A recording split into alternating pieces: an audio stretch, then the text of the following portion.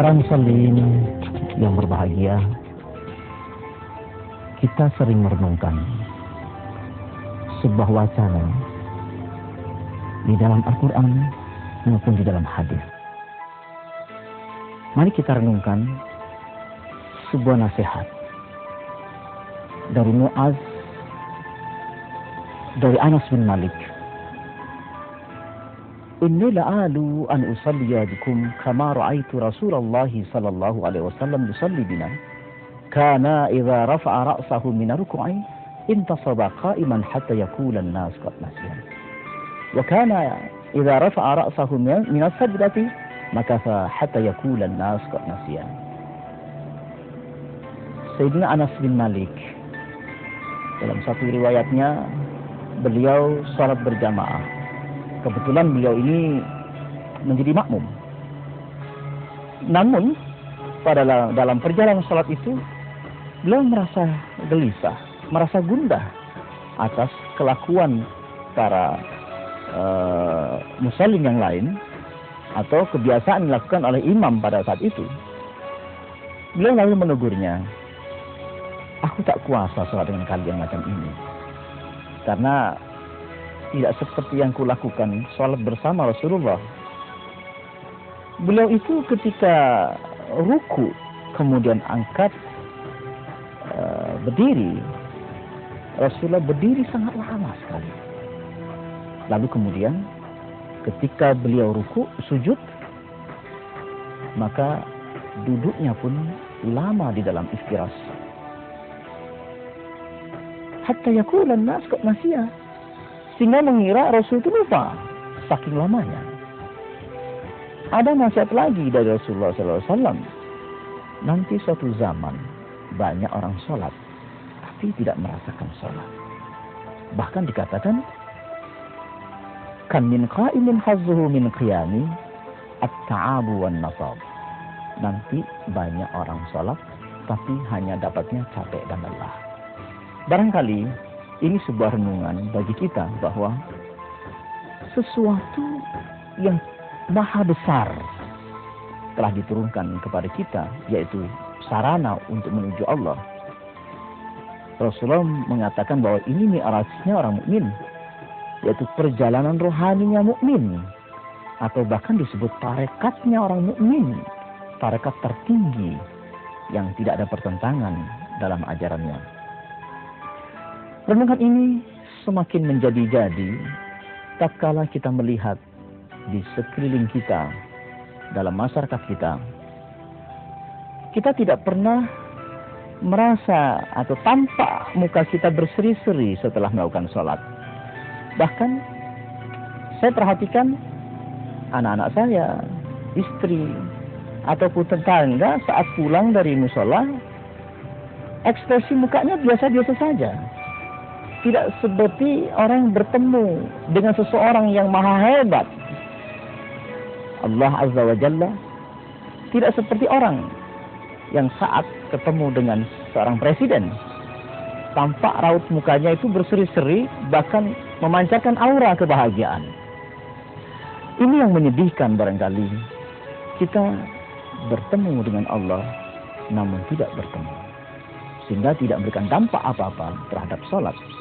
Padahal Allah sendiri menegaskan bahwa sesungguhnya sholat mampu atau sarana yang mampu mencegah perbuatan keji dan mungkar. Inna sholata tanha 'anil fahsya'i wal munkar. Lagi-lagi ini hanya kita dengarkan dalam ceramah-ceramah. Lagi-lagi ini hanya bisa dilakukan oleh para wali maupun para sahabat Nabi.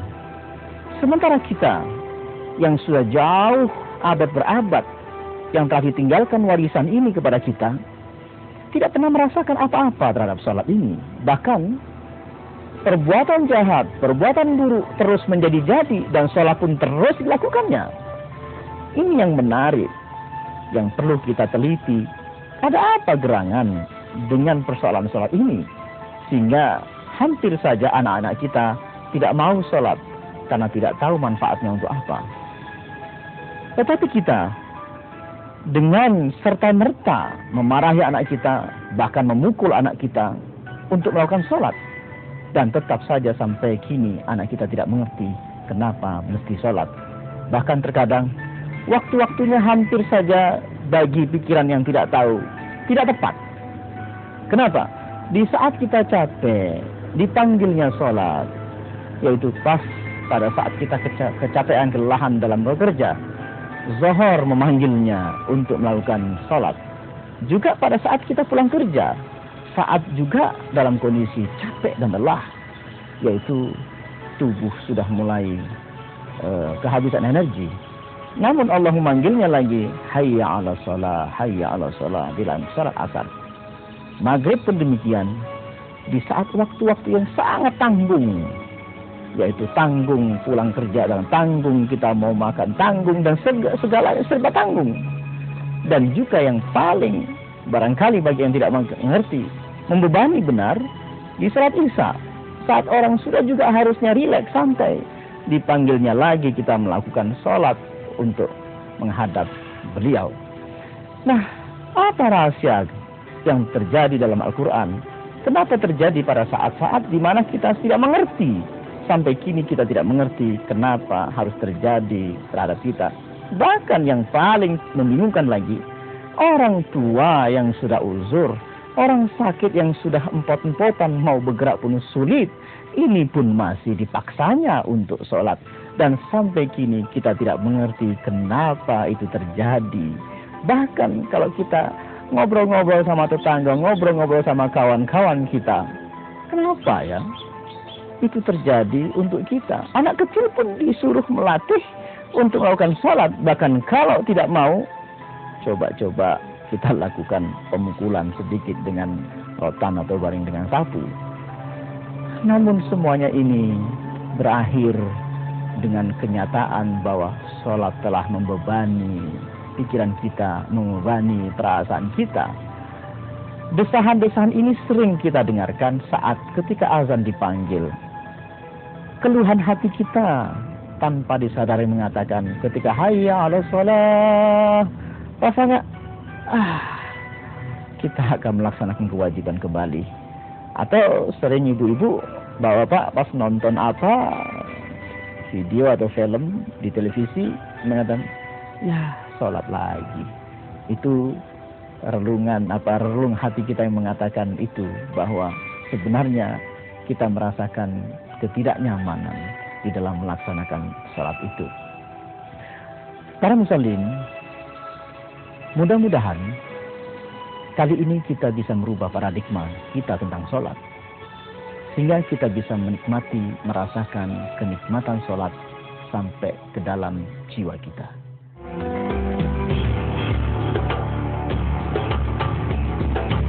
Sholat kita jadikan sarana untuk rekreasi. Sebelum sholat pun Rasulullah mencoba relaksasi yang disebut qailulah, yaitu terlentang tidur-tiduran miring untuk mengendorkan otot-ototnya. Dan sholat inilah tempat kita untuk menemukan ilham-ilham atau wacana-wacana yang bisa didapat hanya dengan menemukan pengendoran istirahatnya tubuh kita maupun pikiran kita. Jadi kembali lagi, mari kita mencoba untuk memasuki wilayah istirahatnya jiwa maupun istirahatnya tubuh. Pertemuan inilah yang saya katakan meditasi tertinggi dalam Islam. Meditasi yang mampu menjawab semua kebingungan kita selama ini. Ketika kita berdiri, rileks, kendor tubuh saya, pikiran saya. Kemudian kita juga mencoba dengan menterapi.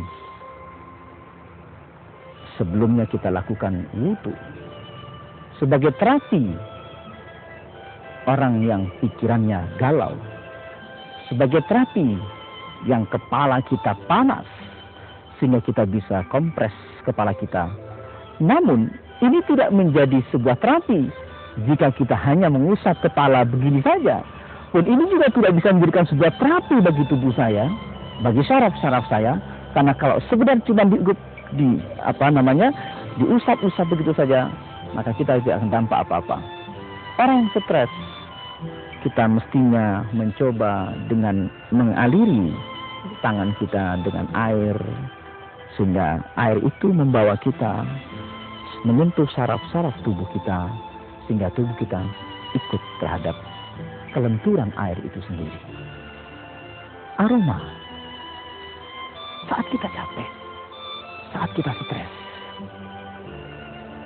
ini dijadikan sebuah alat bagaimana orang bisa mencapai fresh kembali di saat aroma itu membawa pikiran kita melayang jauh, yang disentuh saraf-saraf di otak kita dengan kenikmatan bau-bauan, wangi-wangian.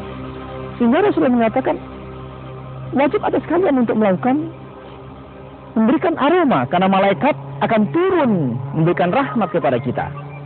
Barangkali ini ketika pikiran kita melayang tak terbatas di bawah aroma, kemudian mencoba menyentuh potensi otak kanan kita, menyentuh rasa kita.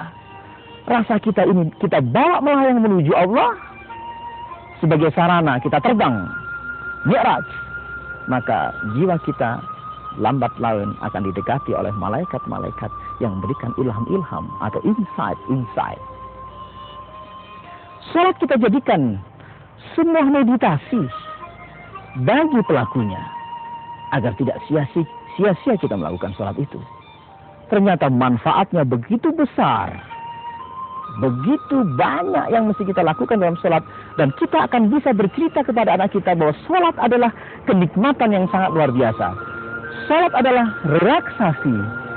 Salat adalah menemukan inspirasi-inspirasi untuk menemukan ilham yang telah buntu yang kita nggak dapatkan.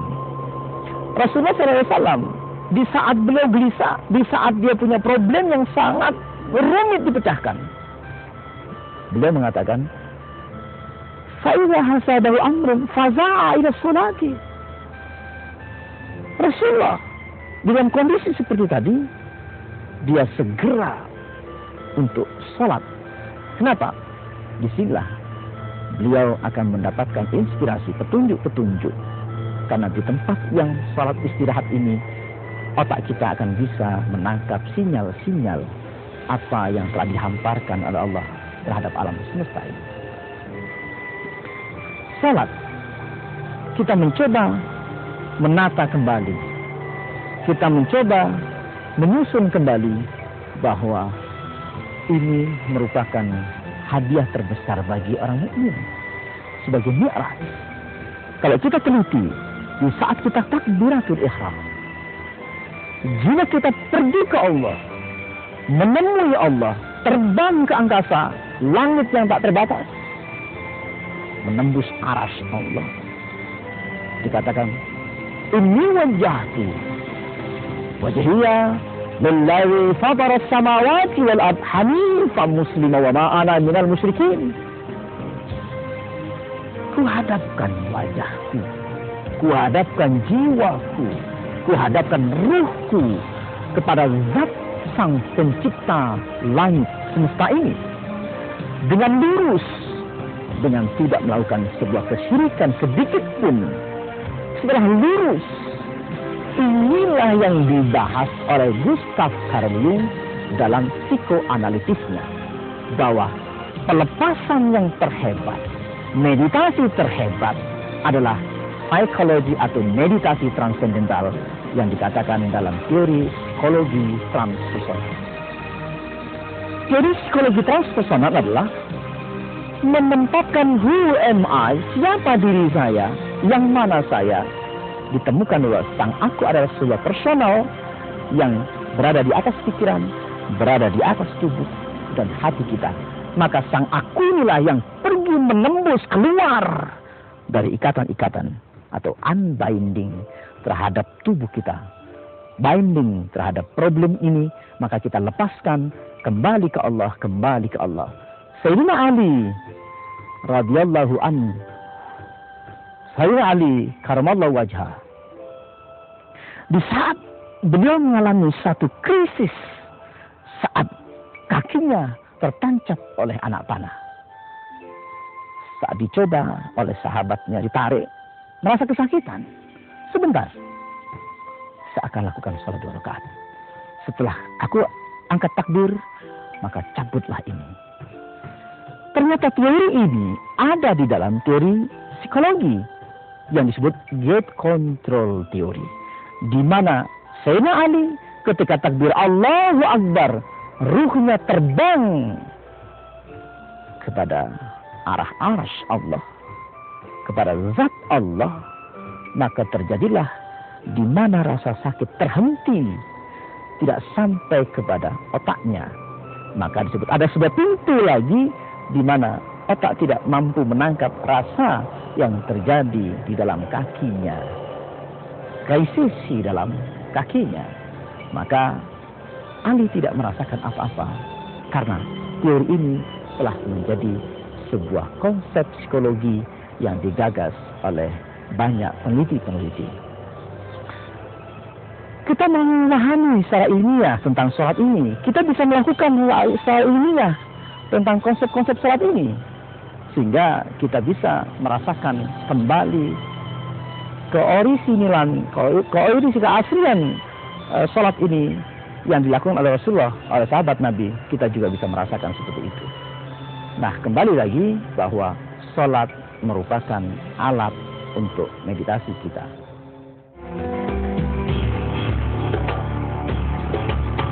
Saya tidak mengajak Anda untuk bagaimana khusyuk sholat kepada Allah, tetapi saya ingin mengajak Anda bagaimana untuk menerima rasa khusyuk itu yang disusupkan dalam perasaan kita, atau dampak daripada sholat itu.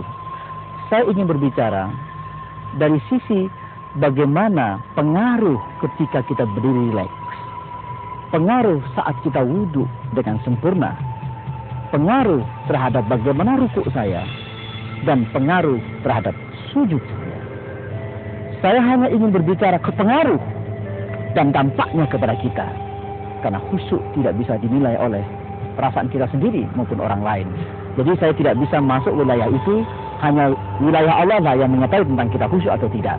Tapi paling tidak saya mendekatkan sholat itu terhadap pikiran saya yang bisa diterima oleh tubuh saya maupun perasaan saya, bahwa kita mencoba wilayah yang kira-kira sama pengertiannya kepada kita. Artinya bisa kita sampaikan kepada anak kita pun bisa merasakan. Kita sampaikan kepada orang sakit pun bisa merasakan. Kita sampaikan kepada orang sibuk, dan kita bisa merasakan rasa itu, nyaman itu, nikmat itu. Itulah barangkali pada wilayah kita.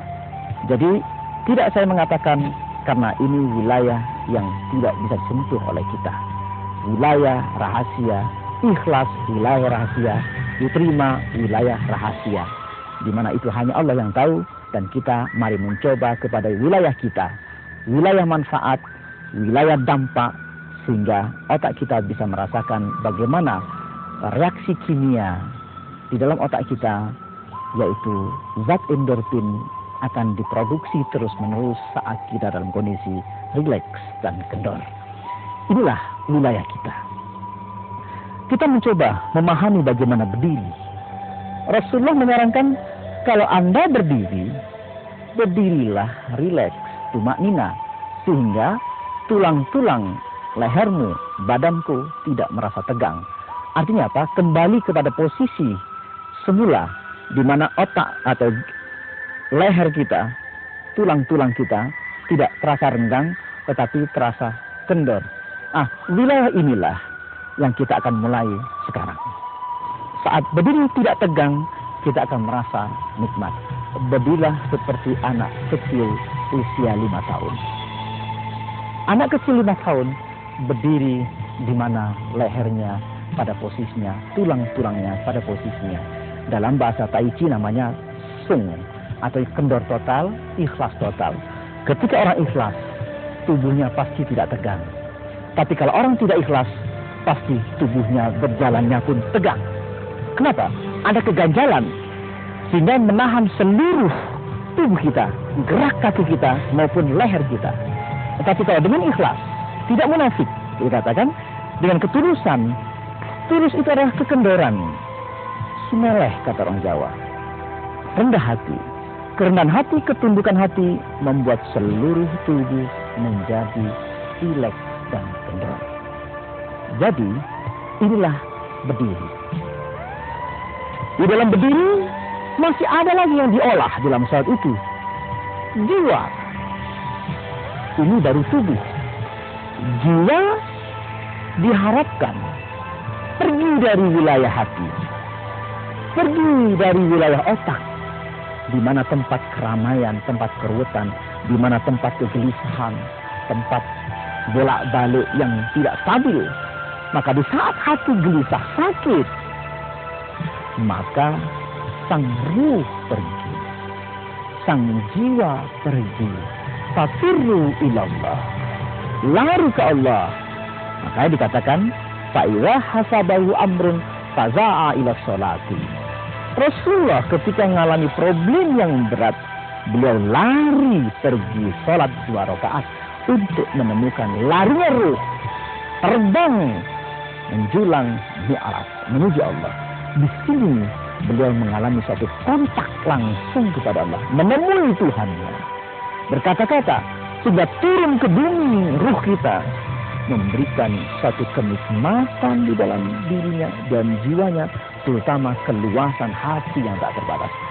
Keluasan hati yang tak terbatas ini mengakibatkan otak pun akan turun frekuensinya, sehingga kita mengalami suatu ketenangan lahir maupun batin. Ini bukan omong kosong. Kita coba secara fitrah.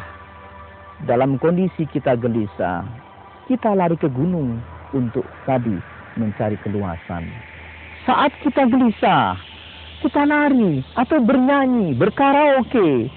Secara fitrah kita ingin mencari sesuatu di luar hati kita. Yaitu apa? Yaitu ketenangan.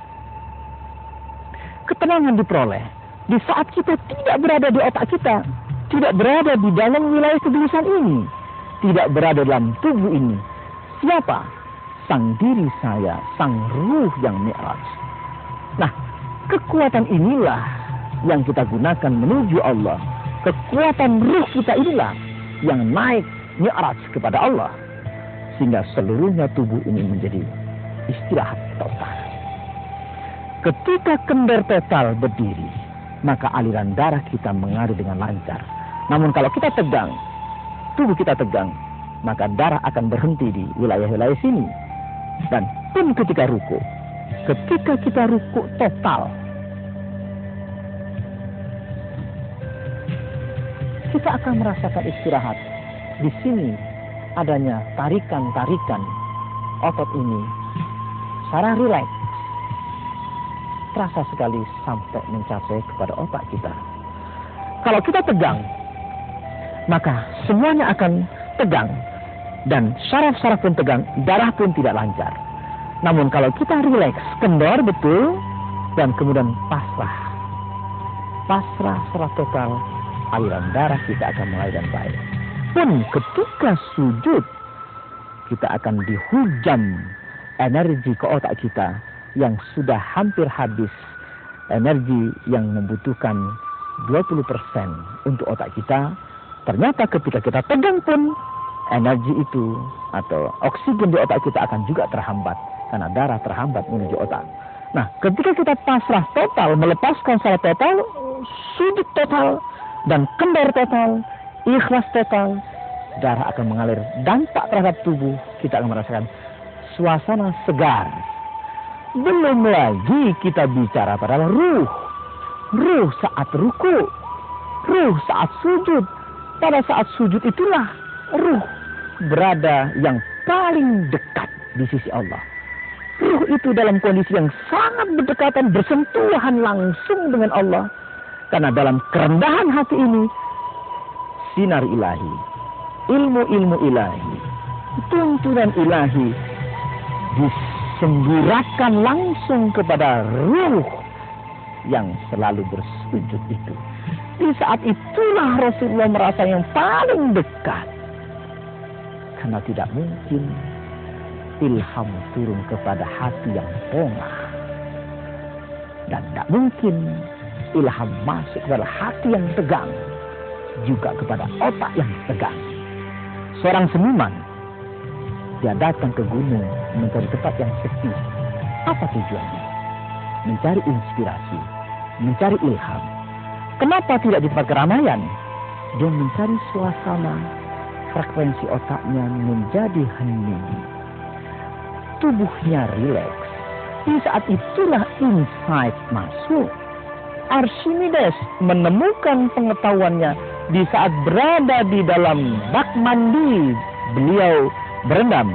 Di saat tubuhnya relaksasi, di saat tubuhnya dia menterapi dirinya karena kecapean, karena buntu otaknya. Di situ muncul eureka, eureka, eureka, sampai tanpa disadarinya ia telanjang bulat keluar rumahnya. Sampai apa yang didapatkan? Ada sebuah keputusan, ada sebuah ilmu yang mendadak masuk ke dalam pikirannya, dalam hatinya. Itu yang dikatakan insight, yang bukan proses berpikir, yang bukan proses melamun, tetapi saat tidak berpikir apa-apa, di saat kita pasrah kendor, maka ilmunya bermanfaat. Juga Thomas Alva Edison pun mengalami suasana di mana ia melihat alam, ia melihat kejadian di alam sambil merenungkan apa ini. Ketika apa ini, kondisi tidak tahu. Apa itu kondisi nol? Maka kondisi nol inilah di saat otak kita kendor total, tubuh kita terbengang, maka ruh mendapatkan insight. Artinya, wilayah ini wilayah kita, wilayah bukan orang suci, tapi wilayah orang yang mau hadir kepada ketuhanan, kepada spiritualnya. Salat salah satunya. Di saat inilah kita bisa menembus bahwa salat merupakan alat menemukan inspirasi dan menyelesaikan masalah yang paling rumit sekalipun. Jadi mudah-mudahan pada wilayah selanjutnya kita mencapai sebuah terapi air sebagai alat terapi tubuh kita agar kita bisa rileks dan kendor. Coba Anda rasakan air, bagaimana menyentuh kulit Anda saat Anda stres, bagaimana kulit merasakan kelembutan air saat ditaruh, sedangkan kepala kita kondisinya tegang dan panas. Maka lambat laun rasakan, maka ketegangan itu akan menjadi kendor. Dan inilah wilayah kita yang akan kita lanjutkan praktek-praktek lebih detail lagi, sehingga kita bisa tahu manfaat yang paling dekat tentang sholat kita.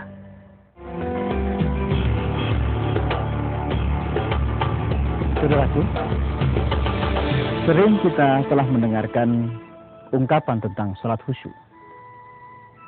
Ada yang mengartikan harus mengerti artinya, atau konsentrasi kepada sajadah, atau kita mencoba untuk berkonsentrasi sehingga kerutan muka kita seperti orang yang mencari sesuatu yang hilang. Kalau kita perhatikan bagaimana Rasul sholat, di saat beliau sholat, ketika ada binatang yang membahayakan, beliau ambil kemudian dia pukul itu binatang. Saat beliau ruku dan sujud, Sayyidina Hasan dan Husain menaiki punggungnya, dijadikan kuda-kudaan oleh cucunya. Tapi beliau tidak menghentikan sholatnya, bahkan hanya menurunkan agar dia tidak jatuh. Nah, apakah Rasulullah tidak khusyuk dalam melakukan sholat ini? Seperti apa yang kita bayangkan, seperti kita bagaimana kita mesti konsentrasi atau kita konsentrasi kepada sajadah. Ternyata konsep ini banyak terpengaruh bagaimana orang bermeditasi, konsentrasi kepada benda, konsentrasi kepada sesuatu, sehingga dia seolah-olah terfokus kepada benda itu. Salat bukan. Salat adalah sebuah kesadaran yang terus-menerus. Maka apa?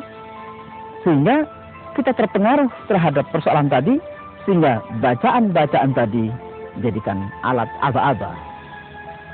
Ketika subhanallah 3 kali, kenapa Rasulullah juga lama ketika ruku? Padahal ketika sami Allahu liman hamidah, beliau berdiri lama sekali. Kalau bacaannya cuma sebentar. Rabbana walakal hamd. Atau dipanjangkan mil'us samawati wal ard wa mil'u ma syi'ta min syai'in ba'du. Cuma sebentar. Tidak dijadikan ukuran bacaan ini menjadi suatu alat untuk konsentrasi sehingga menghentikan berdirinya. Sahabat lain mengira Rasul itu lupa. Apa yang dilakukan secara kejiwaan ketika membaca itu? Dan ketika sujud, apa yang dibaca? Bukan apa yang dibaca, apa yang dilakukan ketika sujud. Sujud merupakan rukun, sehingga tidak bisa ditinggalkan, karena sujud adalah zikir. Bacaannya adalah memuja. Beliau tidak membaca subhanallah, tapi memuja Allah. Beliau tidak mengatakan sami Allahu liman hamidah, tapi beliau mengembalikan sifat-sifat pujaan-pujaan yang tersimpan di dalam kejiwaannya, sehingga beliau mengembalikan itu semuanya sampai terjadi nol. Inilah hasil daripada sholat. Dampak terhadap dirinya adalah saat kita mengembalikan perasaan kita yang lelah, perasaan kita yang menjadi gundah, dan karena penyimpanan hati kita, menyimpan kesombongan kita, menyimpan keangkuhan kita. Sami Allahu liman hamidah, Rabbana walakal hamd. Laka, milik Allah, pujaan. Sehingga apa? Saya kasihkan total, sehingga tidak tersisa sedikit pun puja-puji untuk diri saya sendiri. Maka turun dari sholat, tiada pujian lagi dalam diri saya. Tidak perlu lagi pujian, tapi seluruhnya telah saya kembalikan. Maka disinilah hati kita kosong dari keinginan dipuji sama Allah. Maka akibatnya dampaknya secara kejiwaan, kita menjadi tunduk, kita menjadi rendah hati.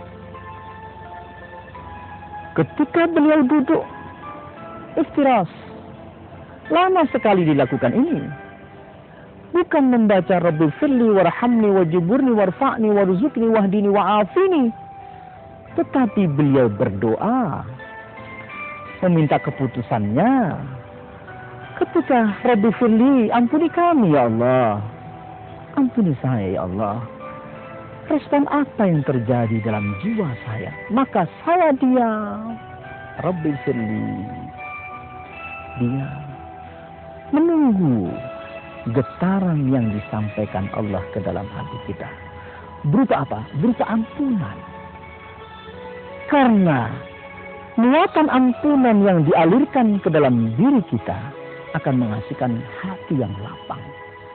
Sebagaimana ketika kita dimaafkan oleh ibu kita, saat kita banyak kesalahan kepada ibu kita, ketika ibu mengatakan, sudahlah nak, nggak usah kamu ulangi, ibu maafkan kamu. Apa rasanya? Lega luar biasa. Sepulang dari pergi ke rumah ibu, rasanya lega, terus berhari-hari lega. Ini hasil daripada respon Allah terhadap kita. Pun ketika kita punya masalah, soal rezeki barangkali, sampaikan. Warzuqni, ya Allah, rezekiku telah habis. Aku kesulitan menyelesaikan masalah hidupku. Anakku mau sekolah. Semua saya butuhkan untuk saat-saat sekarang. Aku buntu ya Allah. Rabbi warzuqni, kasih aku rezeki. Disitulah akan muncul inspirasi mendadak ke dalam otak kita. Teori aha akan muncul. Ya, saya akan begini. Ilham itu masuk, disusupkan sangat singkat, dan itu berupa pengertian yang lengkap. Bukan hasil lamunan, tapi berupa insight, ide yang cemerlang. Inilah persoalan yang mesti kita hadapi. Mengapa kita lama di situ? Kemudian barangkali tubuh saya sakit. Di sini saya akan lama lagi. Ya Allah, wa'afini. Sampaikan rasa sakitku. Sampaikan rasa pegalku. Sampaikan semua kepada Allah. Wa'afini. Ketika mengatakan wa'afini, kita menyampaikan, mengarahkan rasa ini. Apa yang mesti saya lakukan? Duit tidak punya. Sudah ke dokter tidak sembuh-sembuh. Diam sejenak, biarkan Allah memberikan energi. Atau paling tidak, jalan keluar. Sholat menjadi alat penyembuh, bukan hanya meditasi sebagai penyembuh penyakitnya. Mereka membanggakan. Kenapa kita tidak membanggakan bahwa di dalam diri kita pun, dalam sholat kita pun mampu memberikan jawaban itu. Kita buktikan itu. Kalau kita dengan serius, kita lebih banyak meditasinya daripada mereka. Karena 5 kali sehari pun ditambah sunnah-sunnah yang lain. Artinya, orang yang meditasi seminggu sekali saja memberikan dampak ketenangan.